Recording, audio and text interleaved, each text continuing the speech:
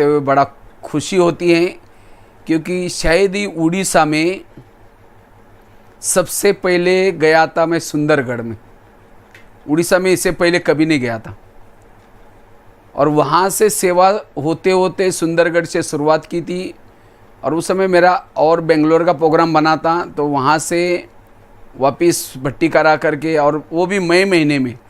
हाँ, सब बहनें बोल रहे थे कि मई महीने में कैसी भट्टी रखी है, कितनी गर्मी होगी, लेकिन जिस दिन गए उसी दिन इतनी बरसात हो गई तो वंडर किया मई महीने में, और बहुत अच्छी भट्टी हुई थी। उसके बाद उड़ीसा के सारे जिले में लगभग वहाँ से कार्यक्रम हुआ, हर साल जाते थे। तो विशेष विमला बहन जी ने भी कहा था दोबारा कभी चक्कर लगाना, लेकिन बिजी होने के कारण नहीं लगा पाए। तो विमला बहन, ज्योत्सना बहन, दमयंती बहन, अंजलि बहन, सभी बहनें, श्वेता बहन, मेरे को याद है सब बहनें उस समय जब भट्टी में आए थे, सबके अभी भी सब वहाँ का टूर इतना अच्छा रहा था। वहाँ जेल में कार्यक्रम किए थे, स्कूलों में कार्यक्रम किए थे, गांव-गांव में गए थे। तो आज विशेष साइंस के साधन के द्वारा आज आपके पास आ रहे हैं, और आज का टॉपिक भी बहुत अच्छा है, और उसमें भी खास विभूति भाई। भले विभूति यहाँ रहता है, लेकिन फिर भी आपके दादियों को लाने के लिए कोई ना कोई बड़े भाइयों को उस सबको लगता है कि सचमुच हमारे भाई बहनों की उन्नति हो जाए, इसीलिए ध्यान देते हैं। तो आज विशेष अच्छा टॉपिक रखा है, हम निर्विघ्न और शक्तिशाली स्थिति का पुरुषार्थ कैसे करें। तो बहुत अच्छा विषय है क्योंकि वर्तमान समय को सभी देख रहे। वर्तमान समय बहुत फास्ट जा रहे हैं। वर्तमान समय सबके सामने समस्या ही है, और आगे क्या होगा इसका भी कोई भरोसा नहीं है। इसीलिए अब हमें अपने स्थिति को बढ़ाना है, स्थिति को पावरफुल करना है। तो स्थिति को पावरफुल बनाने के लिए, शक्तिशाली बनाने के लिए, निर्विघ्न बनाने के लिए हमें क्या क्या पुरुषार्थ करना है। हमारे पुरुषार्थ जीवन में कभी कभी विघ्न आते हैं, विभिन्न प्रकार के विघ्न आते हैं। उस विघ्नों के वश न होकर के हमें समय का उपयोग करना है, अपनी स्थिति को शक्तिशाली बनानी है, क्योंकि जिसकी स्थिति शक्तिशाली है वो आने वाले विभिन्न प्रकार के पेपरों में पास हो सकेगा। पेपर तो अलग अलग आने वाले हैं सबके सामने, चाहे प्रकृति के पेपर, चाहे पुराने संस्कारों के पेपर, संबंधों के पेपर, इविल स्पिरिट, इविल आत्मा उनके तरफ के पेपर, राष्ट्रीय अंतर्राष्ट्रीय काफी सारी समस्या, क्योंकि युग बदल रहा है। सबकी हमारी रिटर्न जर्नी है, सबको वापिस जाना है। सतयुग, त्रेता, द्वापर, कलयुग। कलयुग पूरा हो गया, बाबा ने पहले हमें कई सालों से पढ़ा रहे हैं। तो इसीलिए अंतिम समय के पेपरों में पास होने के लिए अपनी स्थिति को, अवस्था को मजबूत करना है। जिनकी अवस्था मजबूत है वो वायुमंडल को अच्छा बनाने की सेवा कर सकेंगे। जिनकी अवस्था अच्छी है, स्थिति मजबूत है, उनका भविष्य का पद भी ऊंचा होगा। इतना ही नहीं, परिवर्तन के समय, विश्व परिवर्तन के समय दुखों के पहाड़ टूटने वाले हैं। ऐसे समय पर जिन्होंने अपनी स्थिति को अच्छी बनाई है वो अनेक आत्माओं के लिए सहारा बनेंगे, अनेक रोने वालों के आंखों के आंसू पोंछने वाले बनेंगे। इसलिए अब हमें स्थिति को मजबूत करना है। जितनी हमारी स्थिति शक्तिशाली होगी उतना हम आत्मानुभूति कर सकेंगे, परमात्मा की अनुभूति कर सकेंगे। जिनकी स्थिति मजबूत है उनके सामने समस्या तो आएंगी, लेकिन वो समस्याओं का समाधान करेंगे। वो जीवन में आने वाले विभिन्न कारणों का निवारण करेंगे। उनके सामने पहाड़ के समान भी परिस्थिति आई, उसको राई या रुई बना देंगे। कौन? जिनकी स्थिति शक्तिशाली है, जिनकी स्थिति अच्छी शक्तिशाली है, विकर्म विनाश कर सकेंगे। इसलिए अपनी स्थिति को अब बनाना है। ये जो समय मिला है हमें अभी अपनी स्थिति को शक्तिशाली बनाने के लिए, आगे चल करके जिन्होंने स्थिति बनाई उनके पीछे सेवा और भी पीछे आएंगी। सेवा ढूंढने की जरूरत नहीं है।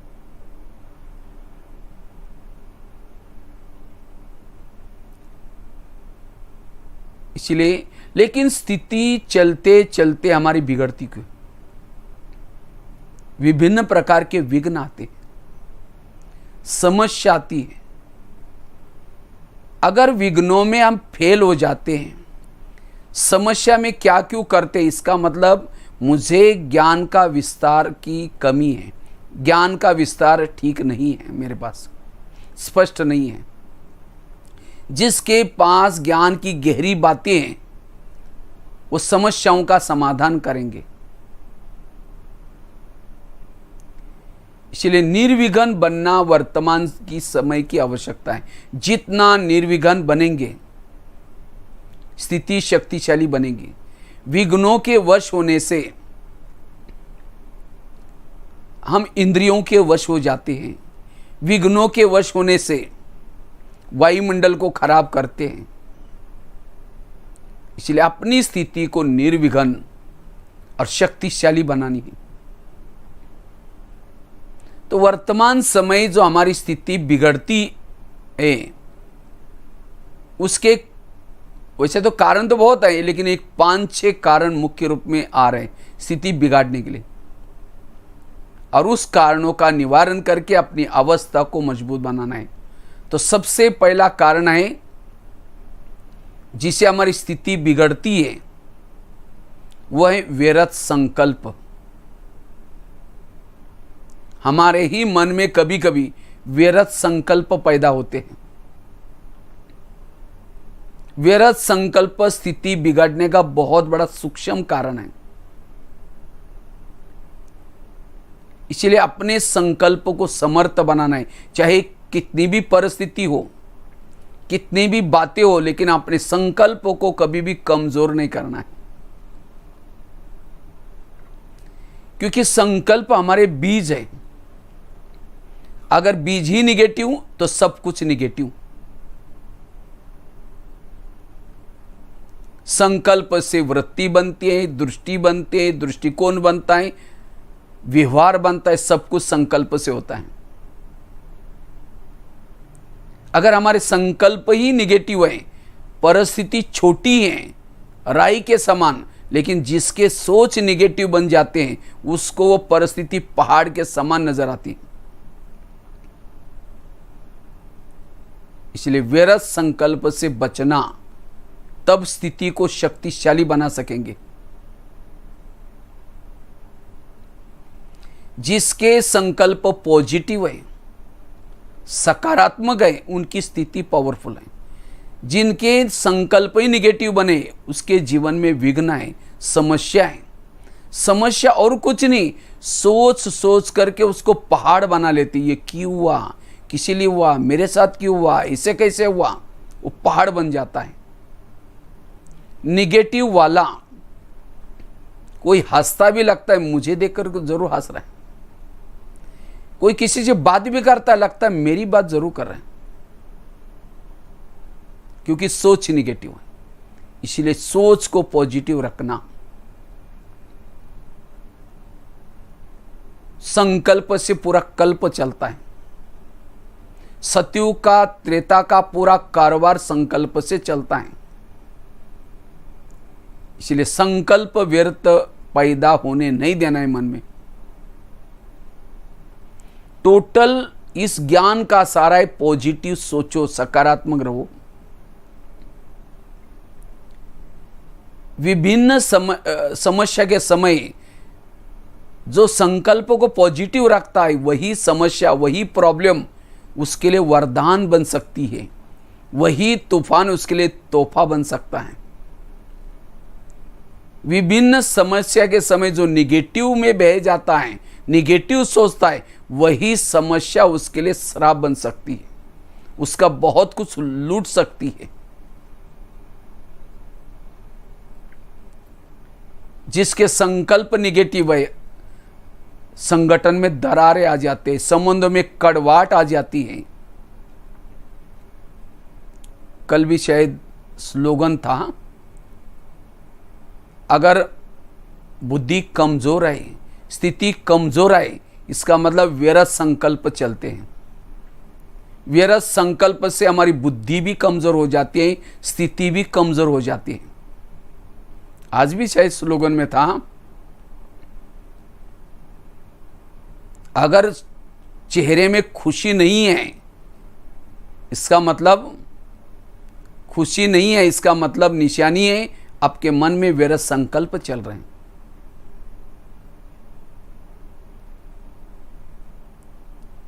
इसलिए सदा सकारात्मक, सकारात्मक सोच से ही हमारी स्थिति पावरफुल बनती है, शक्तिशाली बनती है। और आजकल जो कोरोना का प्रकोप चल रहा है सभी तरफ, कहते हैं कोरोना की बीमारी से बचने के लिए ह्यूमिनिटी पावर चाहिए, रोग प्रतिकात्मक शक्ति चाहिए। रोग प्रतिकात्मक शक्ति बढ़ाने का आधार है पॉजिटिव सोच, सकारात्मक सोच। जिसके सोच सकारात्मक चलते हैं, पॉजिटिव चलते हैं, वो रोग प्रतिकात्मक शक्ति को बढ़ा सकता है, अनेक प्रकार की बीमारियों से बच सकता है। तनाव में आएंगे, टेंशन में आएंगे, निगेटिव सोचेंगे, उस बीमारी का असर हमारे हेल्थ के ऊपर पड़ सकता है। इसलिए हमारे प्रधानमंत्री जी ने खास एक मंत्र सबको दिया है, हमारे लिए जान अच्छी है तो हमारे लिए जहान है। जान अर्थात हमारी हेल्थ अच्छी है, हमारे लिए दुनिया है। अगर हमारी हेल्थ बिगड़ गई, हमारे लिए दुनिया कुछ भी नहीं। इसलिए कभी भी भय के भूत, क्या होगा, कैसे होगा, ये नहीं, पॉजिटिव रहो, सकारात्मक रहो। प्रभु का काम आए भक्तों के जीवन में जो प्रॉब्लम आए उसका समाधान करना, और भक्तों का काम है, बच्चों का काम है प्रभु का गुणगान करना। हम क्या करते हैं, अपना टेंशन लेते हैं, मेरा क्या होगा, मेरे बच्चों का क्या होगा, ये क्या होगा, दुकान का क्या होगा, खेती का क्या होगा, आगे क्या होगा। तो प्रभु कहता है अच्छा ये मेरा काम कर रहा है, इसका मतलब मेरे पर विश्वास नहीं है। ठीक है, मैं बीच में क्यों जाऊं, मुझे चिंतन नहीं करना है, टेंशन नहीं लेना, प्रभु का चिंतन करना है और व्यर्थ से बचना है। इससे वायुमंडल खराब होता है। जितनी भी आजकल शरीर की बीमारी हो रहा है उसका कारण है सोच निगेटिव, व्यर्थ संकल्प। इसीलिए कहते हैं ना, जिसका पाँव गरम, पेट नरम, दिमाग ठंडा, उस घर में कोई डॉक्टर आने की कोई जरूरत नहीं, वो हेल्दी रहेंगे। लेकिन आजकल उल्टा होता है, पाँव रहते ठंडे और दिमाग रहता है गरम। पिछले संडे योगा डे था। योगा दो प्रकार के हैं, एक होता है फिजिकली योगा, दूसरा होता है मेंटली योगा। हमें दोनों भी जरूरत है। अब कईयों की फिजिकली फिटनेस अच्छी है लेकिन मेंटली वो डिस्टर्ब है, टेंशन में है। कई तो सुसाइड करते हैं, कई ड्रग्स करते हैं, कई नशा करते हैं, कईयों को नींद नहीं आती, कईयों को बीमारी होती है। इसलिए मेडिटेशन करने से, योग करने से हमारा मेंटली हेल्थ अच्छी रहती है। और जिसका मानसिक हेल्थ अच्छी है उसका शरीर की भी हेल्थ अच्छी बन जाती है। इसलिए रोज हमें कुछ वॉकिंग करना, एक्सरसाइज करना, उसके साथ मेडिटेशन भी महत्व का है, योग करना भी महत्व का है। दूध में शक्कर, दोनों भी, फिजिकली होगा, मेंटली होगा। इसलिए व्यर्थ से बचना। व्यर्थ से 70-80% बीमारी होती है। किसी को पेट की बीमारी होती है, ईर्ष्या वाले विचार चला है, पेट की बीमारी। दूर का कम दिखता है, दूसरे की बुराई को आंखें फाड़ फाड़ के देखेंगे। ब्लड प्रेशर बढ़ गया, बीती हुई बातों को याद किया, ब्लड प्रेशर बढ़ गया। सारा खेल है संकल्पों का। इसलिए व्यर्थ से बचना। व्यर्थ वाला, जिसके संकल्प निगेटिव है, उसके सारे खजाने वेस्ट हो जाते हैं। समय का खजाना वेस्ट हो गया, बोल का खजाना वेस्ट हो गया, शक्तियों का खजाना वेस्ट हो गया। अगर संकल्प निगेटिव है, सारे खजाने गए। इसलिए गीत भी है ना अपना, यूं तो कोई धन नहीं गंवाना, संकल्प का धन है, इसको कभी भी नहीं गंवाना। इसलिए पॉजिटिव रहो, समस्या कुछ भी नहीं है। समस्या के समय पॉजिटिव बनने से उसके लिए वरदान बन जाती है। समस्या कुछ दे के जाती है। जिसके संकल्प निगेटिव चलते हैं, वो योग में बैठा है तो भी योग नहीं है, उसका मन बुद्धि भटकता है। कर्म में कर्म योगी नहीं बन सकता।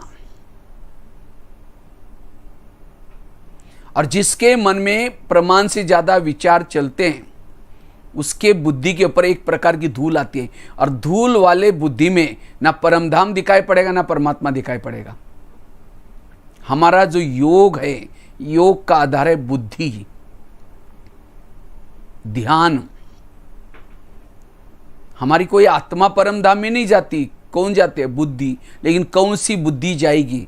जिसकी बुद्धि क्लीन और क्लियर है। व्यर्थ सोचने से बुद्धि मैली हो जाती है। इसलिए बुद्धि को स्वच्छ रखने के लिए व्यर्थों से बचना, सदा पॉजिटिव सोचना। पॉजिटिव का स्रोत है ईश्वरीय महावाक्यों का चिंतन करना। जितना जो सुनी हुई मुरली को चिंतन करते हैं तो हमारे अंदर समर्थता आती है, और समर्थता आते हैं तो व्यर्थों से बच जाएगा। इसलिए सदा पॉजिटिव। लेकिन न चाहते हुए भी हमारे मन में व्यर्थ विचार आते क्यों? कई कहते हैं मैं इसके रास्ते में कभी जाता नहीं, मैंने इसका कुछ बिगाड़ा नहीं, फिर भी ये मेरे साथ ऐसा क्यों करता है। ताली एक हाथ से नहीं बजती, ताली के लिए दो हाथ चाहिए। अगर कोई मेरे साथ ऐसा वैसा करता है, इसका मतलब मैंने भी कभी किया था। हमारे आसपास के जो भी लोग हैं, कोई हमको देने के लिए, कोई हमारे से लेने के लिए। और जिन्होंने इस लेने देने के गहराई को समझ लिया, उसका मन चुप रहेगा। No question, no correction, no quotation, no opposition. मन चुप। और जिसका मन चुप है वो समर्थ है, वो शक्तिशाली है। कृष्ण अर्जुन को कहता है, हे अर्जुन, अब तुम सूर्य बनो, सूर्य। अर्थात हमें सूर्य की स्थिति बनाने के लिए, शक्तिशाली अशरीरी बिंदु स्वरूप बीजरूप बनने के लिए अपने मन के संकल्प को स्टॉप लगाना है। जिसके विचार कम चलते हैं, उसका मनोबल बढ़ता, आत्मबल बढ़ता है, वो समर्थ बनता है, उसके संकल्प में बल होगा। इसलिए स्थिति को बिगाड़ने का कारण है संकल्प। वर्तमान समय जो माया हमारे ऊपर अटैक कर रहे हैं विभिन्न प्रकार की समस्याओं के द्वारा, बाबा ने जितना भी ज्ञान बताया, ब्रह्मा कुमारी का जितना भी ज्ञान है, मन को चुप रखने के लिए। और जिसका मन चुप है, उसके इर्द गिर्द में शक्तियां और गुण होंगे, और जिसके इर्द गिर्द में गुण और शक्ति हैं उसके जीवन में सफलता है, वो जीवन में सक्सेस बन सकता है, उसकी रक्षा शक्तियां करेगी, उसका कोई कुछ बिगाड़ नहीं सकता। इसलिए पॉजिटिव बनना जरूरी है। अगर जीवन में समस्या आती भी है, कुछ देने के लिए आती है। समस्या कुछ देने के लिए आते हैं। अब जैसे कोरोना की समस्या आई भी है, जैसे यात्रा करते हैं हम लोग, तो यात्रा करते समय कई साइड सीन सामने आते हैं। तो उसी तरह हमारे भी ये जीवन रूपी यात्रा में एक बहुत बड़ी ये साइड सीन्स आई है। इसलिए हमें निगेटिव सोच करके अपना टाइम वेस्ट नहीं करना है। समर्थ रहो, तब उस परिस्थिति का सामना कर सकेंगे। आई है, चली भी जाएगी।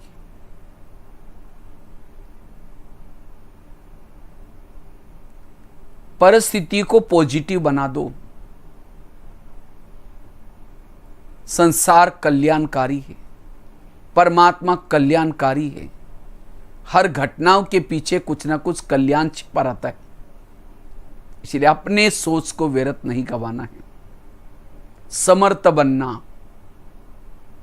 तब निर्विघ्न रहेंगे, शक्तिशाली बनेंगे। ये पहली बात। इसका विस्तार तो बहुत है, लेकिन शॉर्ट में आपको बता रहे हैं। वास्तव में विघ्न क्यों आते हैं? निगेटिव से आते हैं। कई बार हम कहते हैं इसको सुधारना चाहिए, इसको बदलना चाहिए। बदलना मुझे चाहिए। मेरे अंदर निगेटिव सोच पैदा हो गए, इसलिए मेरा दृष्टिकोण चेंज हो गया। इसलिए पॉजिटिव बनो। पॉजिटिव के चश्मे से देखो, सब अच्छा नजर आएगा। और पॉजिटिव वाला रात को सोया है, परमात्मा से कनेक्ट है। रास्ते में चल रहे, वो परमात्मा से कनेक्ट है। और जो निगेटिव वाला है, योग में बैठा है, लाल लाइट चल रहे हैं, शुरू करता है मैं आत्मा हूं, शांत स्वरूप हूं। फिर कहेंगे मेरे को उन्होंने क्यों बोला? फिर कहेंगे ठीक है मैं आत्मा हूं, शांत। फिर कहेंगे 15 दिन पहले भी तो बोला था। फिर कहेंगे मैं आत्मा हूं। फिर कहेंगे सबके बीच भी क्यों बोला? आकाश के चंद्रमा को पानी में देखना है, पानी स्थिर चाहिए। परम धाम के परमात्मा को मन में देखना है, बुद्धि रूपी नेत्र से देखना है, मन स्थिर चाहिए। तब शक्तिशाली बनेंगे। दूसरी बात, हमारे पुरुषार्थ में विघ्न क्यों आते हैं? समस्या क्यों आती है? और स्थिति को शक्तिशाली बनाने के लिए क्या करें? दूसरा विघ्न आता है देह भान के कारण। हमारे जीवन में जो समस्या आते हैं, विघ्न आते हैं, देह भान के कारण आते हैं। इसीलिए बाबा कहते हैं बच्चे देही अभिमानी बनो, आत्माभिमानी बनो।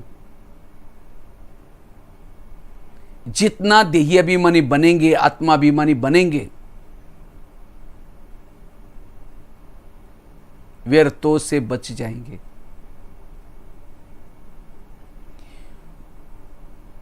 वास्तव में जब हम देही अभिमानी स्थिति में रहते हैं, आत्मिक स्वरूप में रहते हैं, कान खुला है, आंखें खुली हैं, यहां संसार की कोई भी बातें हमें ना दिखाई पड़ते ना सुनाई पड़ते, व्यर्थों से बच जाते हैं। जितना हम आत्मिक स्वरूप में अशरीरी स्थिति में रहते हैं, उतना हमें अति इंद्रिय सुख मिलता है। और जिसको ये अति इंद्रिय सुख मिलता है, उसको संसार की कोई भी चीजें प्रभावित नहीं कर सकती। आत्मिक स्वरूप में रहने वाला, निराकारी स्वरूप में रहने वाला एक परमात्मा के ऊपर प्रभावित होता है। और जिसका मन और ध्यान परमात्मा के ऊपर प्रभावित है, वो निरंतर योगी है। उसकी स्थिति शक्तिशाली है। जो देह के भान में होता है उसको लगा मैं अकेला हूं, मुझे कोई सहारा नहीं देता, चारों तरफ से उसको समस्या ही समस्या दिखती है। और जो आत्मिक स्वरूप में है उसको लगता है सर्वशक्तिवान मेरे साथ में है, मेरा कोई बिगाड़ नहीं सकता कुछ भी। आत्मिक स्वरूप में, आत्मिक स्वरूप में रहने से, अशरीरी स्थिति में रहने से जो पुराने संस्कार है वो हमारे ऊपर अटैक नहीं करेंगे। विघ्न क्यों आते हैं? देह भान में आते हैं, पुराने संस्कार जागृत होते हैं, फिर दिल शिकस्त होते हैं, अरे ये तो, इसको तो मैंने छोड़ा था, ये संस्कार कैसा आया, क्यों आया? क्योंकि हम देहभान में आए। इसलिए आत्मिक स्वरूप में रहना, अगर मेरे वो पुराने संस्कार रह गए, अंतिम समय वो संस्कार अंश के वंश बन जाएंगे, अंतिम समय में फेल हो जाएंगे। राम रावण का युद्ध चलता है, राम रावण का एक सिर काटता है, वो दोबारा जुड़ जाता है, वो कटता है, फिर दोबारा जुड़ जाता है। कि राम को लगता है ये क्या हो रहा है, रावण मरता ही नहीं है। विभीषण आया, राम के कान में दो चार बातें सुनाई, ये ऐसा नहीं मरेगा, उसके नाभि में तीर लगाओ। और जब नाभि में तीर लगा रावण मर गया। इसी तरह हम भी रावण को मारने में लगे, कोई 2 साल से, कोई 4 साल से, 10 साल से, 20 साल से, लेकिन नहीं मर रहे हैं। उसका कभी क्रोध का गला काट देते, दोबारा आ जाता है, काम का गला काट देते, दोबारा आ जाते हैं। विघ्न पैदा होते हैं संस्कारों के द्वारा, की कमाई छट हो जाती है। क्यों? हमने उसके नाभि में तीर नहीं लगा। नाभि है देह का भान। अगर अभी शॉर्टकट में, हमारे पास अभी टाइम नहीं है, तो शॉर्टकट में अपने संस्कारों को परिवर्तन करना है। देही अभिमानी का अभ्यास करो, आत्मा के स्वरूप में स्थित रहो, शक्तिशाली बनेंगे, विजयी बनेंगे। इसीलिए आजकल मुझे लगता है लॉकडाउन में काफ़ी सारी मुरलियाँ आप देख रहे हैं, जैसे प्री प्लानिंग सी बाबा की मुरलियाँ चल रही वर्तमान के समय अनुसार। कितनी सारी मुरलियाँ चले, बच्चे देहियाभिमानी बनो, आत्माभिमानी बनो, ये पहला सबक पक्का करो। पहला लेसन सो अंत का लेसन। 20 का जो इतना दिन से विस्तार सुन रहे थे, ये पहला लेसन पक्का करने के लिए सुन रहे थे। ड्रामा का ज्ञान, कर्मों का ज्ञान, जो वाचा, ये सारा ज्ञान सुन रहे थे पहले लेसन को पक्का करने के लिए। अगर मेरी देही अभिमानी स्थिति नहीं बनी, इसका मतलब ये जो विस्तार का नॉलेज मेरे अंदर अभी तक समझा ही नहीं है।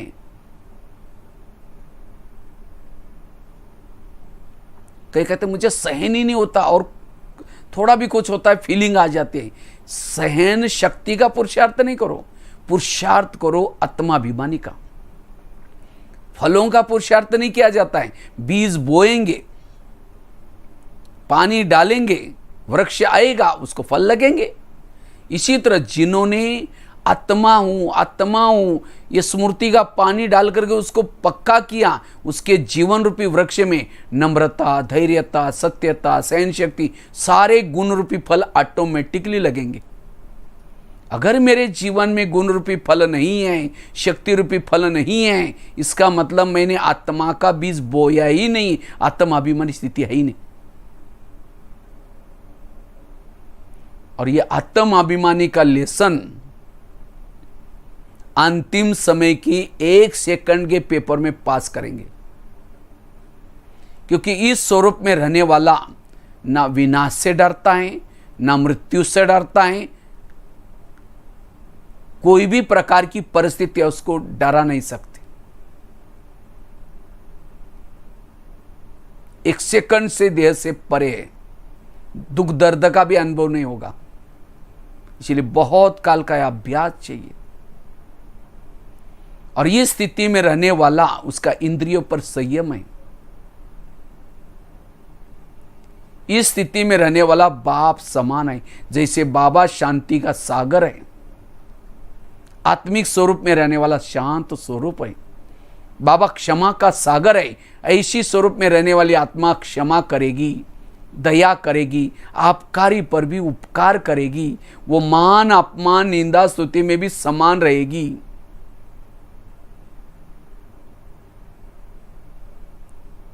इसीलिए इस पाठ की कमी के कारण हमारे पुरुषार्थ में बीच बीच में विघ्न आते हैं, समस्या आती है।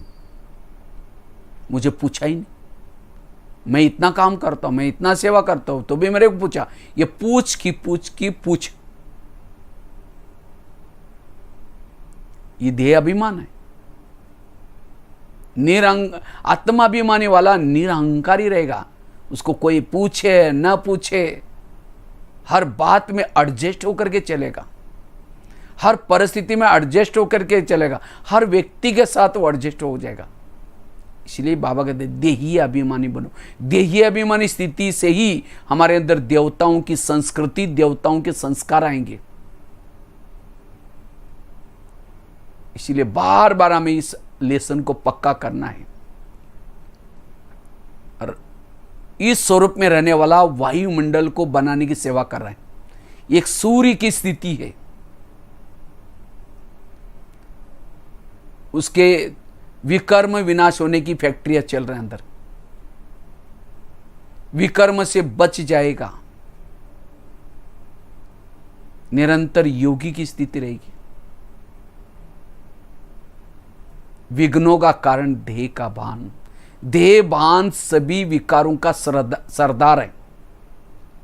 पहले देह भान आता है, बाकी सारे विकार आते हैं, विघ्न पैदा होते हैं। इसीलिए आत्मिक स्वरूप में टिकना तीसरी बात है।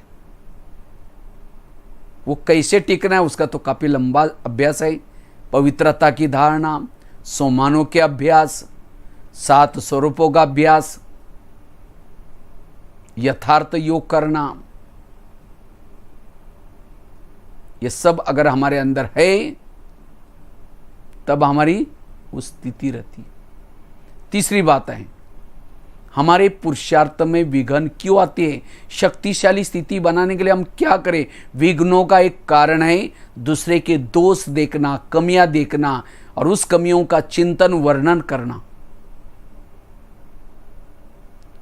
पर चिंतन, जब हम चलते चलते किसी के दोष देखते हैं या किसी के द्वारा सुन लेते हैं, फिर उसका चिंतन चलता है, हमारी स्थिति बिगड़ गई। इसीलिए बाबा की ये भी मुरली आजकल चल रहे, बच्चे तुम्हारा अमूल्य समय है, अमूल्य समय को फालतू चीजों में वेस्ट नहीं करो। ये ऐसा है, फलानी ऐसी है, वो ऐसी है, ये समय नहीं है अभी दूसरे के दोष देखने का। ये समय है अपना चिंतन करने का, अपने आप को देखने का। दूसरों को बदलने का ठेका परमात्मा का है, मेरा नहीं है। मेरा ठेका मुझे अपने आप को बदलने का है। क्योंकि अगर पर चिंतन करेंगे वायुमंडल खराब हो जाएगा। आकाश में थूकेंगे, थूका कहाँ आएगा? अपने ही सिर पर आएगा, अपना ही घाटा हो जाएगा। जिस मन में पर चिंतन चलता है, मुरली की सारी पॉइंट्स निकल गई बुद्धि से। कोई मनन चिंतन नहीं चलेगा, बुद्धि को ताला लग जाएगा। मुश्किल से द्वापर से लेकर के मंदिरों में जाते थे, हे भगवान मेरे बुद्धि का ताला खोलो, हे भगवान ताला खोलो। मुश्किल से बाबा ने ताला खोला है और फिर हम परचिंतन करेंगे, दोबारा ताला लग जाएगा। कई ज्ञान में चलते कहते पता नहीं मुझे मुरली याद नहीं रहती, पता नहीं बुद्धि को जैसे ताला लगा। जब योग में बैठे कुछ दिखता भी नहीं है। कारण क्या है? परचिंतन, व्यर्थ चिंतन, बुद्धि के ऊपर धूल आ गई। इसलिए सोच चिंतन करना, अपना चिंतन करना, अपने पार्ट के बारे में सोचना। क्योंकि संसार नाटक है। नाटक में हर एक को स्क्रिप्ट मिलती है, अपनी अपनी स्क्रिप्ट, और जैसी जिनकी स्क्रिप्ट है सब पार्ट बजा रहे हैं। इसीलिए मुझे दूसरे को देखना नहीं, अपने आप को देखना है। जिसके दोष देख रहे उसके अंदर कुछ अच्छाई भी तो है। अच्छा ही देखो। परमात्मा ने किसी की बुराई नहीं देखी, अच्छा ही देखी, तो मैं क्यों दूसरे की बुराई देखूं? इसलिए पर चिंतन से बचना। कई कहते हम तो करते नहीं, कोई आकर के सुनाते तो क्या करें, क्यों सुनाता? हम कहते अच्छा और क्या हुआ, सिर हिला करके और आगे जाएंगे। वो उठ के भी जा रहे, बैठो ना, चाय पानी पी के जाओ, बताओ ना और क्या हुआ।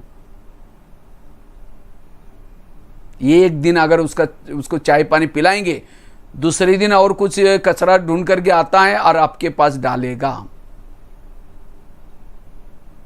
और जहां कचरे वाली बातें सुनिए, वहां परमात्मा की याद कैसी रहेगी? परमात्मा उसके दिल में बैठता है जिसका दिल सोचे।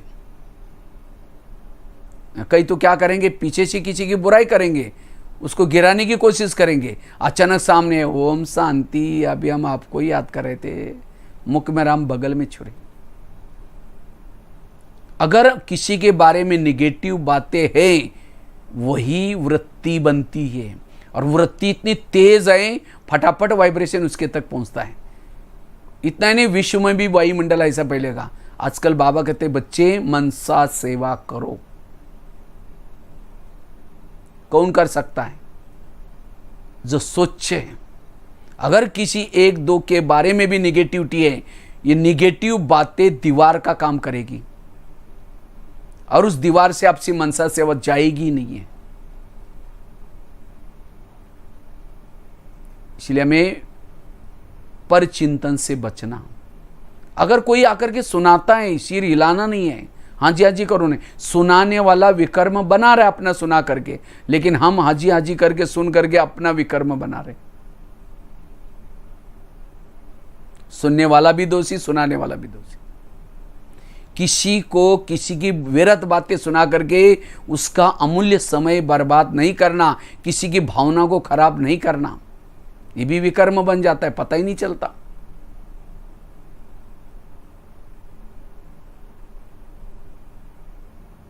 स्थिति को बिगाड़ने का कारण है। 84 जन्मों की सीढ़ी नीचे उतरे, कितने साल लगे? 5000 साल।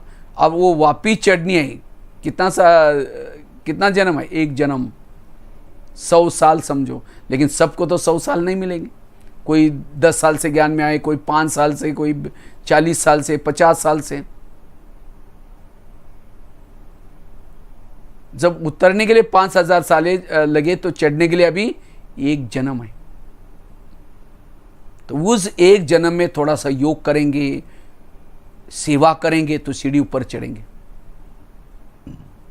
लेकिन थोड़ा परचिंतन क्या, जितनी सीढ़ी चढ़ी उतना नीचे। यही करते रहेंगे, योग करेंगे, ऊपर चढ़ेंगे, फिर परचिंतन करेंगे, नीचे ऊपर करते रहेंगे, तब तक संगम पूरा हो जाएगा। तो जहां पहुंचे वहीं बीच में लटक जाएंगे, कहीं ना कहीं त्रेता तक पहुंच जाएंगे। फिर सत्युग तक पहुंचना है, मुझे चढ़ना ही है। कोई ऐसा काम नहीं करना जिसे मैं सीढ़ी उतरूं। इसलिए पर चिंतन से बचना। जिसको बाबा के शब्द में बाबा कहते बच्चे, झगमुई नहीं करो, कुसंग से बचे रहो। ये सब टोटके बाबा क्यों सुनाता है? इससे ही हमारी स्थिति शक्तिशाली बनेगी, अवस्था पावरफुल बनेगी।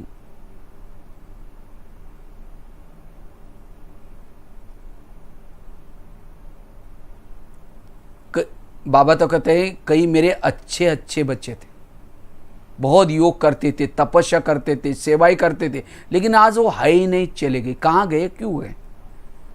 जब वो सेवा कर रहे थे, ज्ञान योग कर रहे थे, लेकिन करते करते उन्होंने किसी के दोष देखना शुरू किया, फलानी ऐसी है, ये ऐसी है। उनकी भावनाएं निगेटिव हो गई, धीरे धीरे ब्राह्मण परिवार से किनारा कर दिया।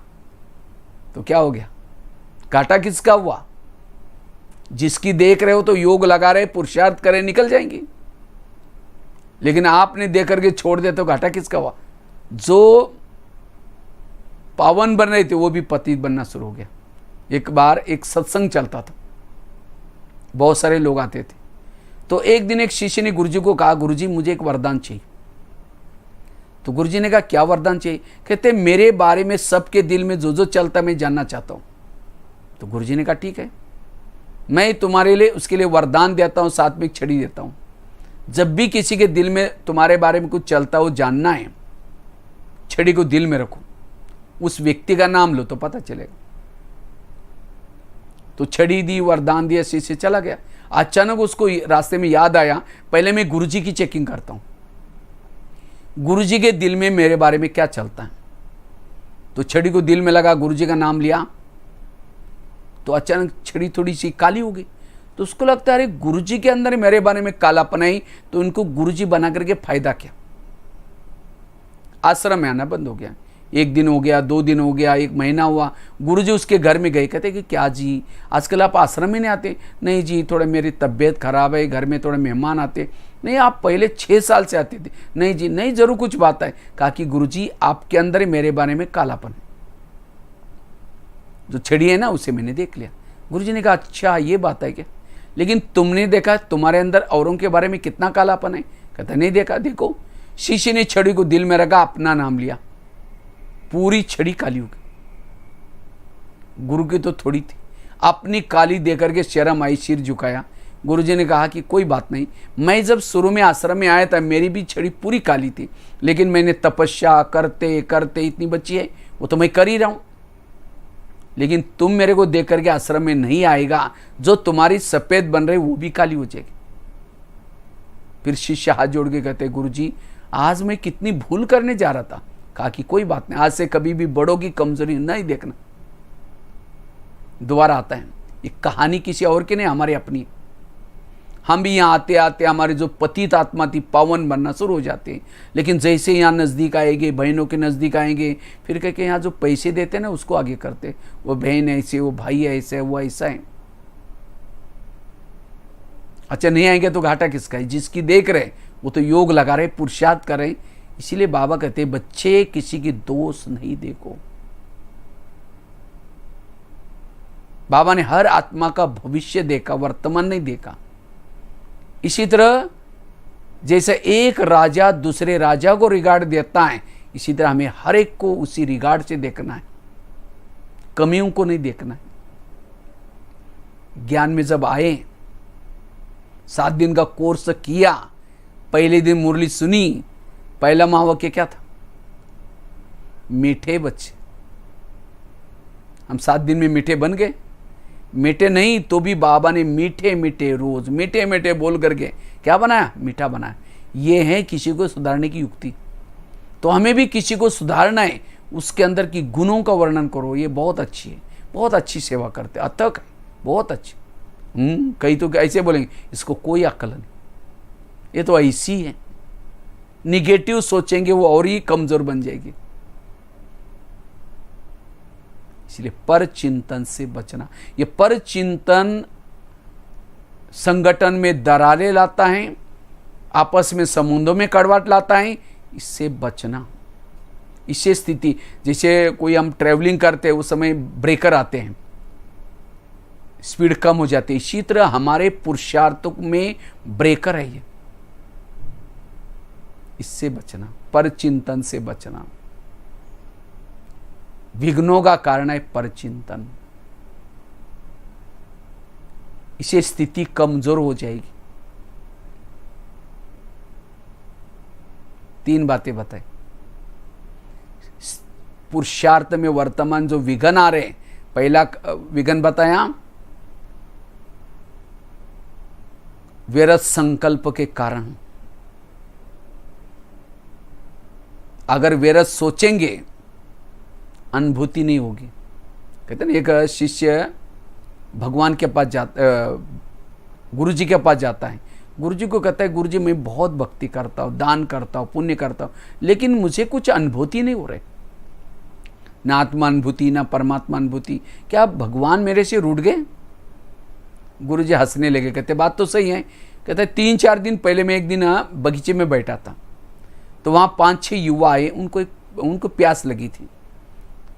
तो उन्होंने कहा हमको पानी चाहिए। गुरुजी ने कहा वो सामने कुआं है, वहाँ बाल्टी रखी है, रस्सा है, जाकर के पी के चले जाना। तो 5-6 युवा वहाँ गए, बाल्टी को रस्से से बांधा, नीचे छोड़ा, पानी खींचा, पानी कुछ नहीं मिला। दोबारा बाल्टी डाली, फिर भी नहीं मिला। तीसरी बार, चौथी बार छोड़ के चले गए।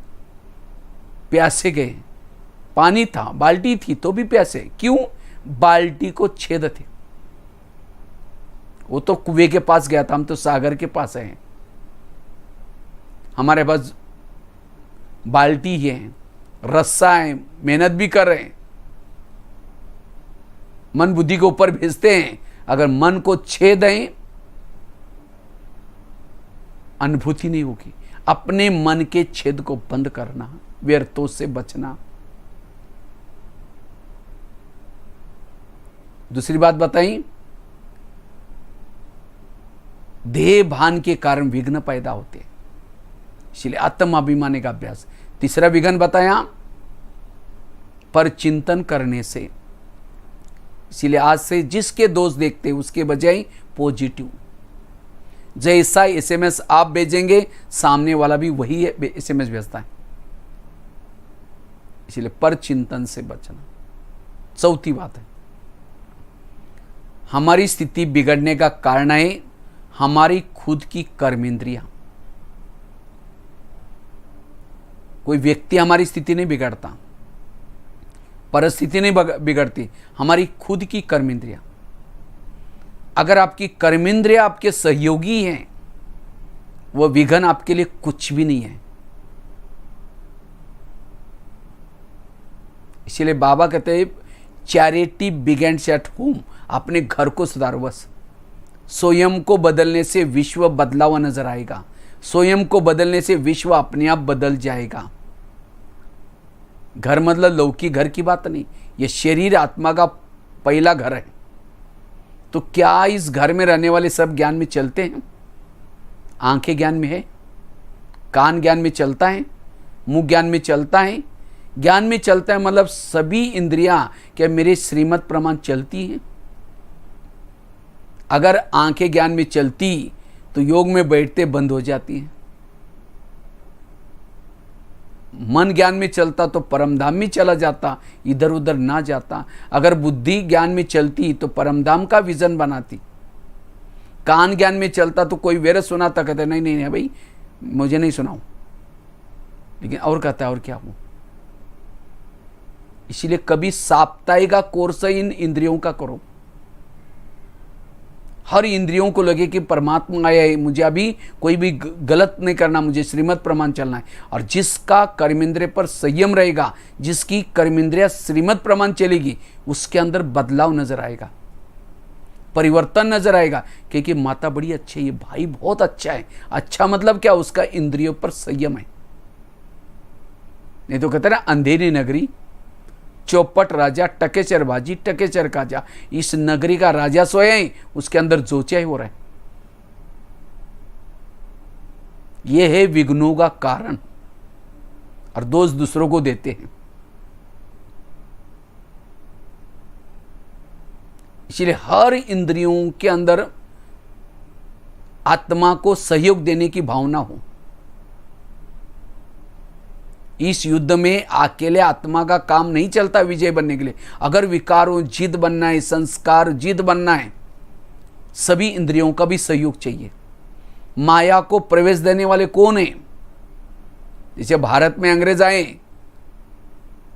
कैसे आए? भारत में नवाबों का शासन था, बंगाल का नवाब, बिहार का नवाब, सूरत का नवाब। अंग्रेज आए, उनके साथ दोस्ती की, नवाब के साथ करते करते दिल्ली के ऊपर अटैक किया, देश गुलाम हो गया। शरीर भी इंडिया है, इसके अंदर कई नवाब है, कान, मुंह, कांग। तो माया रूपी अंग्रेज आता है, इन इंद्रियों से दोस्ती करता है, कान के साथ, मुख के साथ, आंखों के साथ, और फिर आत्मा के ऊपर अटैक। और यही आज विघ्नों का कारण है। इसलिए इस किले को मजबूत कर दो। ये शरीर हमारा एक फोर्ट है, एक किला है, और इस किले के एक एक दरवाजा मजबूत चाहिए। कान दरवाजे है, मुख दरवाजे, आंखें दरवाजे है, मन दरवाजे है, बुद्धि दरवाजे हैं। लेकिन इसमें रोकने टोकने वाला कोई नहीं है। अगर आंखों से गलत देखा तो तुरंत बात करो, हे आंखें, क्या तुमने ये देखा मेरे लिए जरूरी था? तुमने ये क्यों देखा? ब्रह्मा बाबा ने ये पुरुषार्थ किया। हमें कोई नया पुरुषार्थ नहीं करना है। हमारे मम्मा ने जो किया, हमारे बाबा ने जो किया, वही करना है। Follow father, follow mother. मम्मा एक गलती दोबारा नहीं करती थी, हम एक गलती कितना बार करती। इसलिए रोज इन इंद्रियों की चेकिंग करो। बाबा ने रोज अपने कर्मेंद्रिय का दरबार लगाया और इस दरबार से सशक्त बने।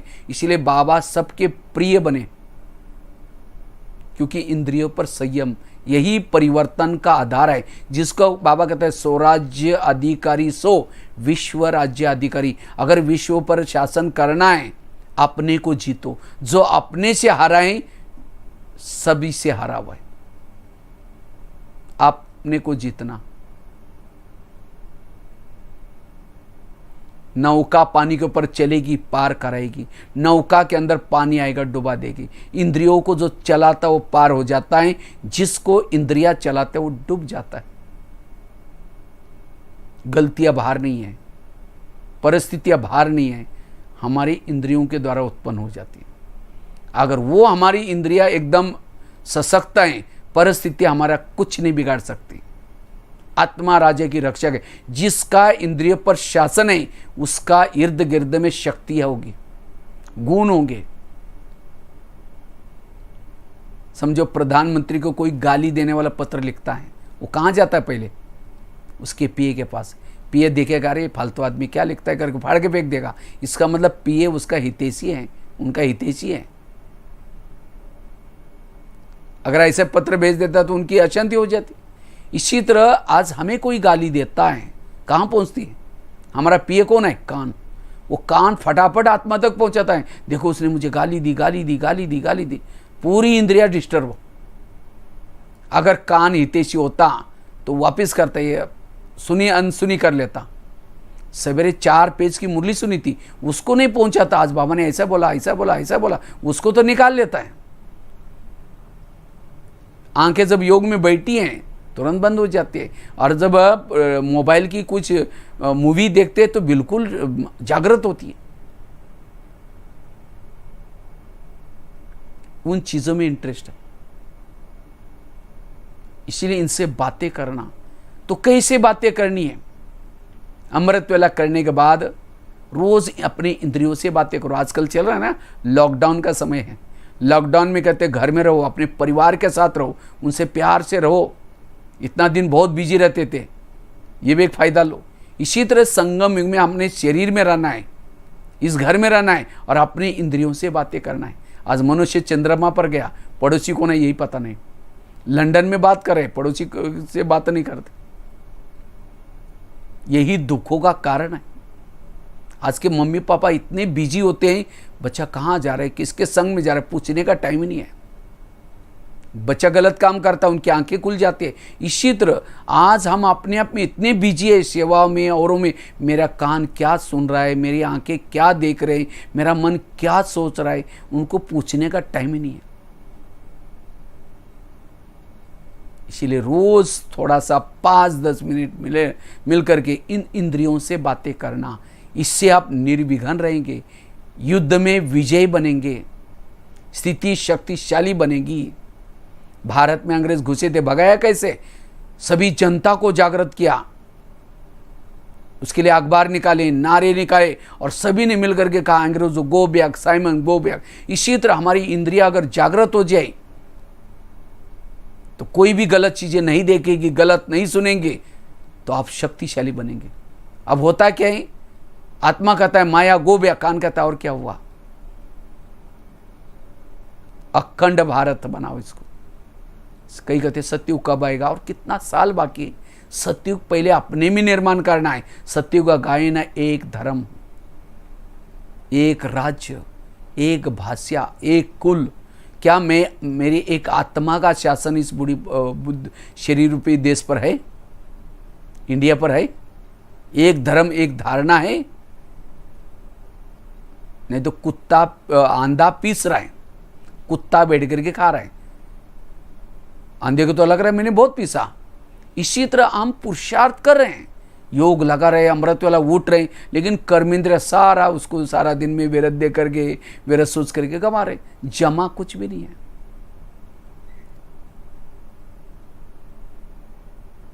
इसलिए ये चेकिंग, सबसे पहले कान से बात करो, अमृत वाला उठने के बाद योग करके फिर नीचे आओ, गुड मॉर्निंग करो और कान से बात करो, हे मेरे कान तुम मेरे इस राज्य के शान हो, अगर तुम ना होते मैं भगवान के महावाक्य कैसे सुनता, तुम्हारा बहुत धन्यवाद। लेकिन आजकल तुम कुछ व्यर्थ बातें भी सुनते हो, मेरा तो तुम्हारे पर विश्वास है, मैंने तुमको बॉर्डर पर रखा है, लेकिन तुम गलत बातें सुनते हो, अगर सुनेगा मैं तुमको सजा दूंगा। आगे चलो, मुख के पास, हे मुख तुम भी मेरे इस राज्य की शान हो, अगर तुम ना होते मैं ईश्वरी महावाक्य दूसरों को सुना करके दुआएं कैसे लेता। लेकिन कभी कभी तुम पर चिंतन करते हो, व्यर्थ चिंतन करते हो, क्या इसीलिए मैंने तुमको रखा है, अगर करेगा मैं तुमको सजा दूंगा। आगे चलो, आंखों के पास, हे आंखें मुझे 84 जन्म में बहुत सारे आंखें मिली, लेकिन तुम्हारे जैसे भाग्यशाली आंखें कोई नहीं मिली। लेकिन कभी कभी तुम व्यर्थ चीजें भी देखते हो, क्या उस परमात्मा को देखने के बाद तुम्हारा पेट नहीं भरा? इसीलिए तुम अगर कुछ व्यर्थ देखेगे मैं तुमको सजा दूंगा। आगे चलो, पाँव के पास, हे पाँव तुम में मेरे इस राज्य के शान हो, अगर तुम ना होते मैं सेवा करने के लिए कैसे जाता। सेवा की मुख ने, आदि दुआ तुमको मिली, कर्मना सेवा की हाथ नहीं, तुमको आदि दुआ मिली। क्यों? तुम सारी इंद्रियों को सिर पर उठा के लेके जाते हो। घुटने के ऊपर जो बॉडी किसने उठाई? पाँव ने। इसलिए कोई भी व्यक्ति घर में आता है उसके पाँव छूते, चरण छूते, हे पाँव तुम्हारा धन्यवाद इस व्यक्ति को घर में लाया। लेकिन कभी कभी चरण क्या करते हैं, पर चिंतन करने के लिए भी लेके जाते हो। कहना तुम मुझे, मेरे राजा ने मना किया है, मैं राजा का हितैषी हूँ, मुझे नहीं जाना, तुमको जाना तो भले जाओ। तो पाँव नहीं जाएगा तो कान जाएगा निकल करके अकेला, मुख जाएगा। हर इंद्रियों में अंदर ये चाहिए, मन के साथ बात करो, बुद्धि के साथ बात करो। इसको कहते सो परिवर्तन, सो चिंतन। तो हमारे जीवन के प्रॉब्लम कारण हमारी खुद की कर्म इंद्रिया, इसीलिए रोज इनकी चेकिंग करना, श्रीमद् प्रमाण चलाना, यह है पुरुषार्थ। विघ्नों का कारण यह है, शक्तिशाली स्थिति बनाने के लिए यह हमें पुरुषार्थ करना है। चौथी बात होगी, पांचवी बात लास्ट की, अगर हमें निर्विघ्न बनना है, शक्तिशाली बनना है, योग तपस्या करनी है, और वो योग तपस्या भी यथार्थ योग करना है। जब हम यथार्थ योग नहीं करते, विधि से योग नहीं करते, तपस्या के तरफ ध्यान कम देते, तब जाकर के हमारे पुरुषार्थ रूपी जीवन में विघ्न आते, समस्या आती है। क्योंकि जब हमारा यथार्थ योग हो जाता है, शक्तिशाली योग होता है, तब हमारी आत्मा की बैटरी चार्ज हो जाती है, और जिसकी आत्मा की बैटरी चार्ज हो जाती है उसके जीवन में विघ्न नहीं आते, वो निर्विघ्न रहता है।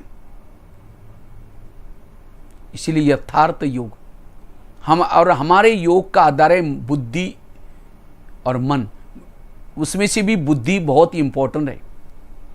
हमारी योग में जब बैठते हैं, कोई हमारी आत्मा बॉडी से निकल करके परमधाम को मिलने के लिए नहीं जाती, आत्मा नहीं जाती, जाती कौन है? बुद्धि, ध्यान।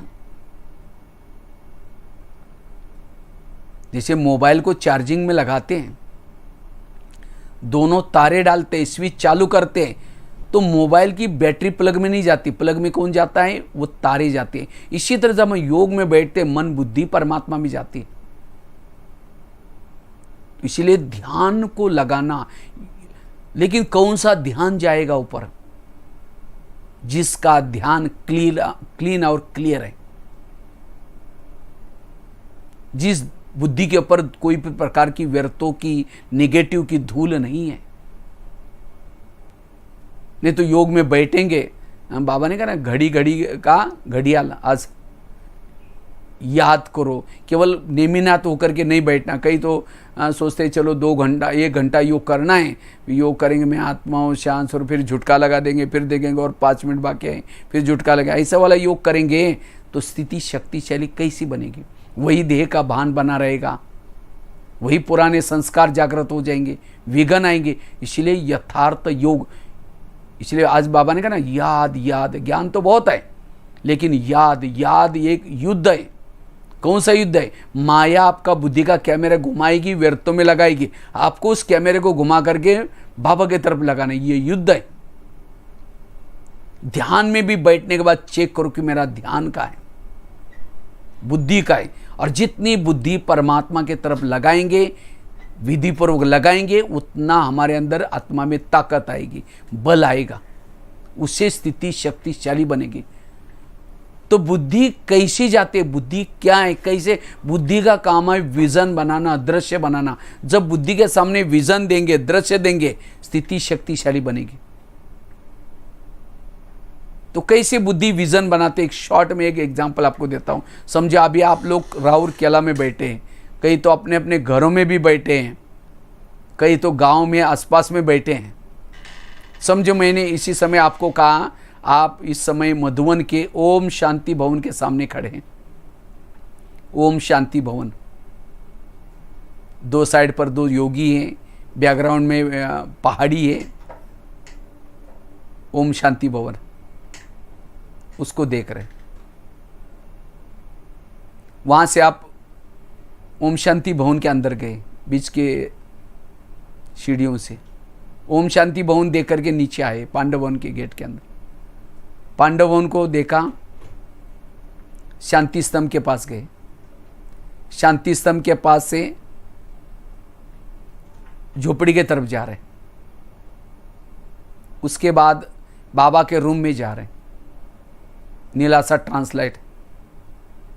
वहां से आप पीस पार्क में गए, गुरु शिखर की तरफ देख रहे। वहां से आप नीचे शांतिवन में आए, डायमंड हॉल में है, लास्ट के गेट के पास। वहां से आप पीछे मुड़ करके देख रहे,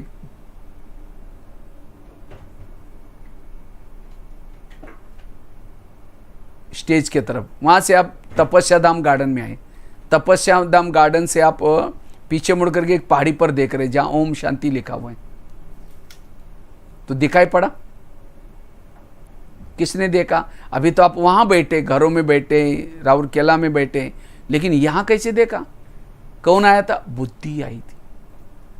इसका मतलब आपका बुद्धि का योग आप कहां लगा था? मधुवन में लगा था।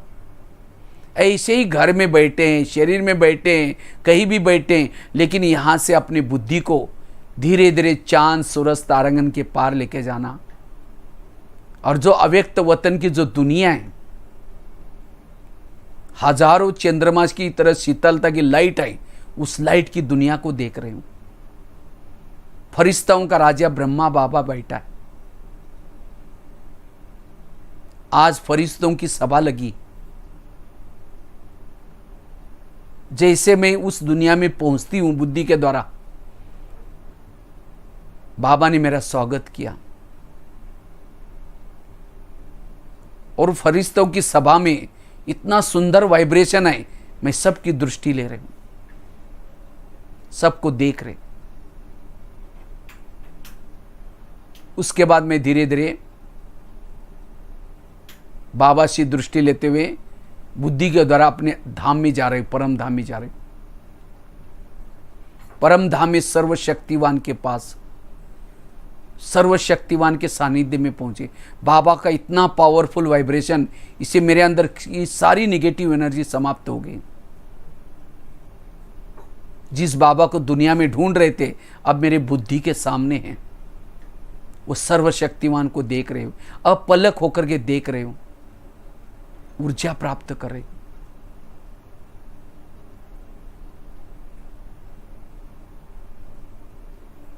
परम धाम में उस परमात्मा को घंटों तक देखना, निहारना, उनसे बातें करना, गुणों का गुणगान करना, उपकारों को याद करना, यह है योग। और जब ऐसा योग करेंगे तब ध्येय अभिमान स्थित रहेंगे और सारा दिन व्यर्थों से बच जाएंगे। इसको कहते हैं यथार्थ योग। इसका तो बहुत विस्तार है, लेकिन घड़ी तो बड़ी फास्ट जा रही, इसीलिए क्योंकि 6 से 7 तक प्रोग्राम था, इसीलिए हम लोग यहीं पूरा करेंगे। तो कहने का मतलब जितना योग करेंगे, तपस्या करेंगे, स्थिति पावरफुल रहेंगी, निर्विघ्न बनेगी। और ख़ास तो अमृत वेला का योग और क्लास के पहले योग और साथ में ईश्वरी महावाक्य, ये 3 चीज़ें सवेरे सवेरे जो करता है शक्तिशाली स्थिति में, वो सारा दिन निर्विघ्न शक्तिशाली रहता है। अमृत वेला का योग, क्लास के पहले योग, भले अभी लॉकडाउन है, क्लास में नहीं जा सकते, तो भी जो हमें बहनें जो मोबाइल के द्वारा टीवी के द्वारा जो मुरली भेजती, उस वहाँ बैठना, योग करना। और जैसे लॉकडाउन पूरा हो जाएगा सेंटर पर ज़रूर जाना। ऐसे नहीं कि 2-3 महीना तो बड़ा मज़ा आ गई, बस वही स्थिति से ऐसे घर में रहो, नहीं, धीरे धीरे ढिलाईपन आएगा। ये तो मजबूरी के लिए हमें यूज़ किया साधनों को, लेकिन और मजबूत बनना है तो इसीलिए सेंटर पर जरूर जाना। और कई कई बहनें तो हाजिरी भी लगाते हैं, याद रखना।